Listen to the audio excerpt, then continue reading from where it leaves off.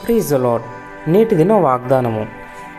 సహోదర ప్రేమ విషయంలో ఒకని యందొకడు అనురాగం గలవారై, నిరీక్షణ గలవారై, సంతోషించుచు, శ్రమయందు ఓర్పు గలవారై, ప్రార్థన యందు పట్టుదల కలిగి ఉండుడి. రోమీయులు 12:10-12 నొప్పి లోతుగా దిగిన ముళ్ళు వంటిదై మరియు దానిని తొలగించడానికి సున్నితత్వం మరియు నైపుణ్యం అవసరమని చెప్పిన ఆ సంగతి నా మనసులో నిలిచిపోయింది. మన పట్ల మరియు ఇతరుల పట్ల నిజమైన కరుణ, కనికరం పెంపొందించుకోవడానికి మన గాయాలు ఎంత సంక్లిష్టమైనవో గుర్తు చేసుకుంటూ మరి వాటిని లోతుగా అధ్యయనం చేయవలసిన అవసరాన్ని స్పష్టంగా గుర్తు చేసుకోవాలి.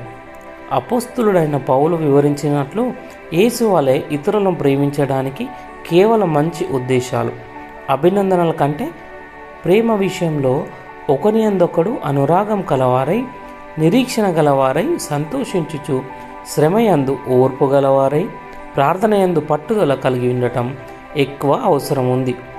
సంతోషించు వారితో సంతోషించడం, ఏడ్చువారితో ఏడవటానికి సిద్ధంగా ఉండాలి. ఇది మనమందరం చేయవలసినది. పతనమైన ఈ ప్రపంచంలో కోలుకోలేని లోతైన గాయపు మచ్చలు, బాధలను మనలో ఎవరు తప్పించలేరు. కానీ క్రీస్తులో మనకు దొరకని ప్రేమ ఇంకా లోతైనది. కరుణ గల స్వస్థత శక్తిని నీవు ఎప్పుడు అనుభవిస్తావు? ప్రార్థన.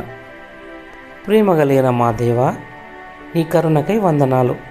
నీలా ప్రేమించడానికి నాకు సహాయం చేయమని యేసయ్య నామంలో ప్రార్థిస్తున్న తండ్రి. ఆమెన్.